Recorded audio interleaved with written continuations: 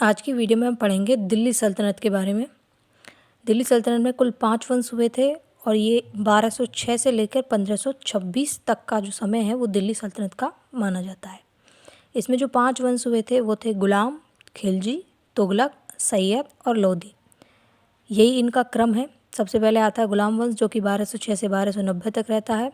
फिर है खिलजी 1290 से 1320, तुगलक 1320 से 1414 और सैयद 1414 से 1451 और अंतिम वंश है लोदी वंश जो कि 1451 से 1526 तक रहता है।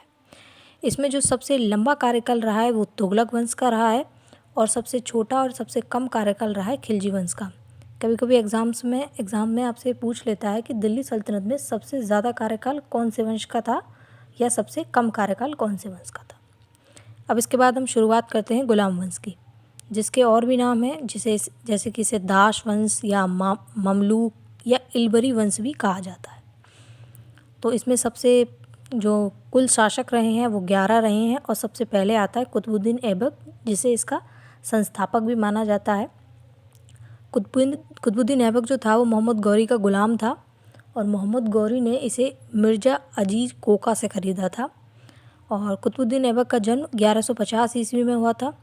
इसने अपनी राजधानी लाहौर बनाई और सैन्य राजधानी इंद्रप्रस्थ को बनाया। मोहम्मद गौरी ने इसे 2 उपाधियां दी, एक तो मलिक की और एक सिपह सलार की। साथ ही मोहम्मद गौरी का ये दामाद भी था।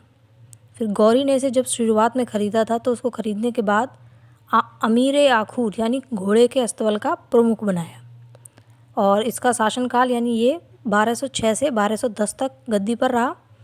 इसके और भी नाम हैं जैसे कि लाख बख्श, हातिम द्वितीय, कुरान खान और पील बख्श। पील बख्श जो कहा जाता है वो हाथियों को दान करने वाले को पील बख्श कहा जाता है। इसकी जो मृत्यु होती है वो लाहौर में होती है और वो चौगान या पोलो खेलते समय इसकी मृत्यु हो जाती है।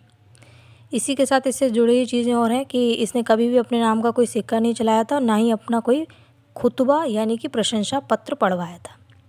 साथ ही कुतुबुद्दीन ऐबक जो था वो बख्तियार काकी का शिष्य था। बख्तियार काकी के जो गुरु थे वो मोइनुद्दीन चिश्ती थे, जिन्हें सूफीवाद का वो माना जाता है। और सूफीवाद क्या है? जो मुसलमानों के जो 2 समूह रहते हैं, शिया और सुन्नी, उनके बीच को ख़त्म करने के लिए जो चीज़ चलाई गई थी सूफीज़्म, उसके संस्थापक थे मोइनुद्दीन चिश्ती।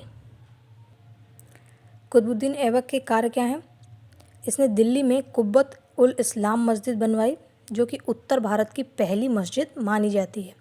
अगर आपसे कोई पूछता है कि भारत की सबसे पुरानी मस्जिद कौन सी है तो वो है चेरामन जुमा जो कि केरल में है।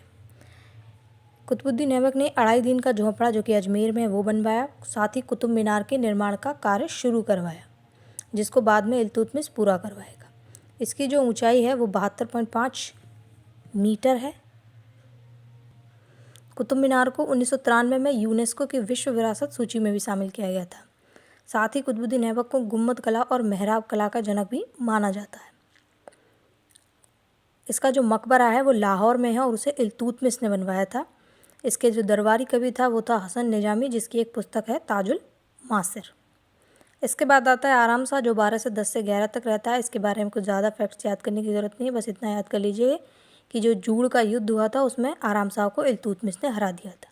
उसके बाद आपका इल्तुतमिश गद्दी पर बैठेगा। उसके बारे में हम अगली वीडियो में पढ़ेंगे। आज की वीडियो में इतना ही। Thank you.